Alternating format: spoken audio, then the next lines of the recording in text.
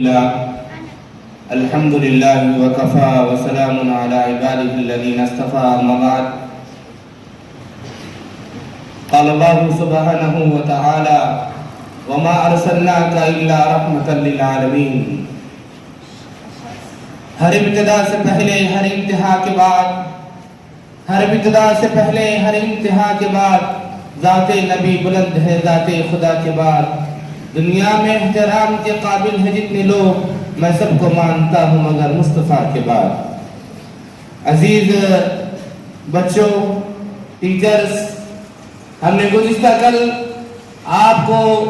نبی اکرم شفیع اعظم صلی اللہ علیہ وسلم کے بارے میں یہ بتایا تھا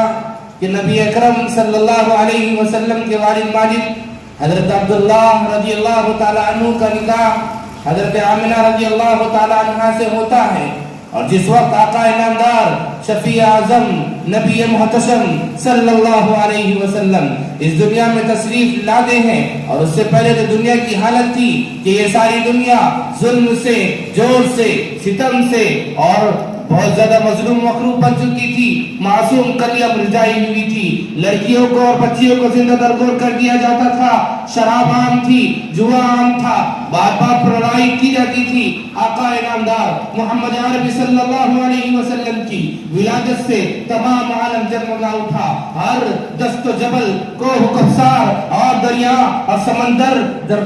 کا پانی اور دریاؤں کے اندر ایک طوفان برپا ہوا انقلاب برپا ہوا شجر و حجر جھوم اٹھے دست و جبل جھوم اٹھے اور انہوں نے کہا کہ ہاں آ گیا اب تو چمن میں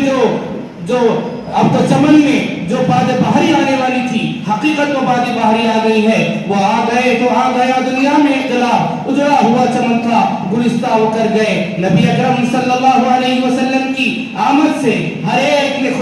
خوشی کی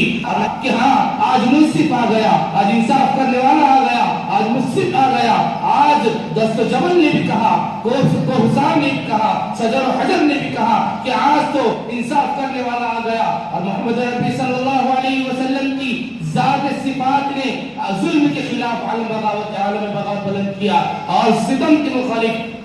علم بغاوت بلند کیا اور ہر ایک کے سامنے آپ نے وہ جو مرجھائی ہوئی کلیاں تھی جو اجڑا ہوا چمن تھا اس کو گلستہ کر دیا اور یہ کہہ دیا کہ ہاں میں محمد ابن عبداللہ ہوں آج میں ان جن کو زندہ درگور کر دیا جاتا تھا ان بچیوں کو ان کی حیات بخشنے کے لیے آیا ہوں آج جو اجڑا ہوا چمن تھا میں اسے گلستہ کرنے کے لیے آیا ہوں بلاخر ہر ایک چیز نے چاہے وہ پورا عالم ہو دست و جبل ہو یا زمین و آسمان ہو یا لیل و نہار اس کی گردشیں ہوں تمام نے نبی اکرم صلی اللہ علیہ وسلم کی مدحیں بیان کی اور سب نے ثناخوانی کی سب نے تعریفیں کی اور سب نے یہ بتایا کہ محمد رسول اللہ صلی اللہ علیہ وسلم کی ذات وہ ذات ہے جو انصاف کی پیکر ہے لیکن آج ہم دیکھتے ہیں کہ کچھ کمینے قسم کے لوگ آقا انعامدار محمد عربی صلی اللہ علیہ وسلم پر اپنی زبان کو ناپاک کر رہے ہیں وہ اعلیٰ صفات ہے نبر الکلاب لا یضر السحاب کسی نے کہا تھا کہ کتوں کا بھونکنا آسمان کو نقصان نہیں پہنچاتا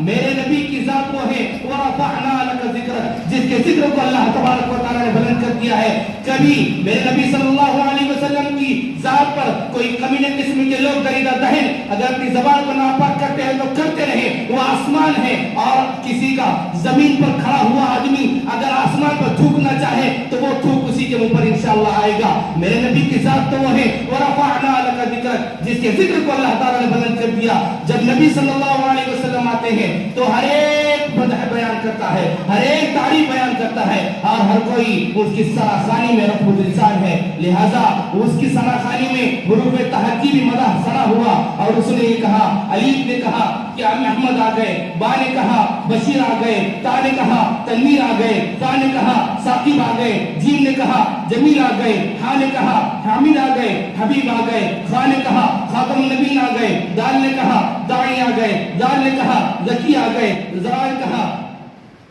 را نے کہا رسول آ گئے، زا نے کہا زائر آ گئے، سین نے کہا سید آ گئے، شین نے کہا شافی کا آ گئے، صاد نے کہا صفی اللہ آ گئے، زاد نے کہا زامن آ گئے، طا نے کہا طاہر آ گئے، ظاہر نے کہا زاد نے کہا ظاہر آ گئے، عین نے کہا عبداللہ آ گئے، حفیظ آ گئے، غین نے کہا غیور آ گئے، فا نے کہا فاتح آ گئے، قاف نے کہا قاسم آ گئے، کاف نے کہا کفیل آ گئے، لام نے کہا لبیب آ گئے، میم نے کہا محمد آ گئے،